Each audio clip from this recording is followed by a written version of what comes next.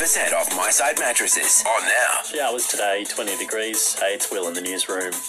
Labor's first federal budget in nearly a decade is either a responsible blueprint or a wasted opportunity, depending on who you listen to. What it does do is lay bare the challenges we're facing over the coming year, including higher inflation, slow wage growth and soaring energy prices. For Geelong, Corio MP Richard Miles says the big-ticket items include $125 million for the Barwon Heads road upgrade. This goes into a growing part of Geelong and Armstrong Creek. It's being increasingly used, and this is going to make it much easier. A Wyndham teenager's been charged with sexual assault following an alleged incident on a bus. A 15-year-old from Tarneets accused of assaulting a teenage girl in Hoppers Crossing on September 11. A man's been charged over a robbery at a Frankston home in which the resident was run over in front of his young daughter. The 39-year-old's up on counts related to 9 separate robberies stretching from Hallam to Pakenham over the last 3 months. A young worker's fighting for his life in hospital after suffering shocking injuries at a Gold Coast truck dealership.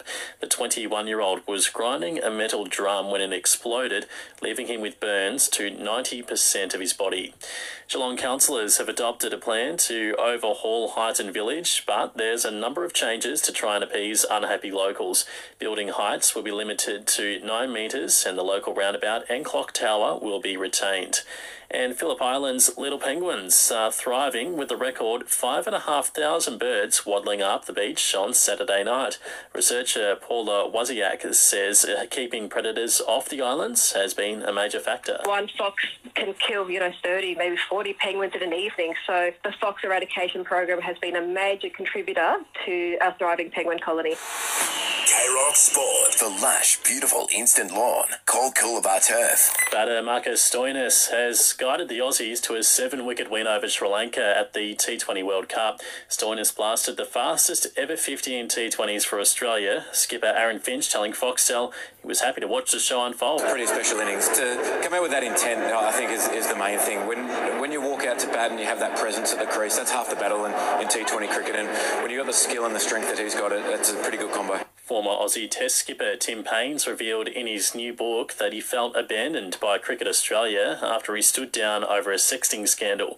Payne resigned as skipper a year ago, a move he says he was forced to make alone, accusing CA boss Nick Hockley of not having the courage to approach him over the incident personally. And after a brief trip to Scotland to catch up with Aussie soccer manager Ange Postecoglou, Alistair Clarkson has arrived back home to start the investigation into racism allegations at Hawthorn.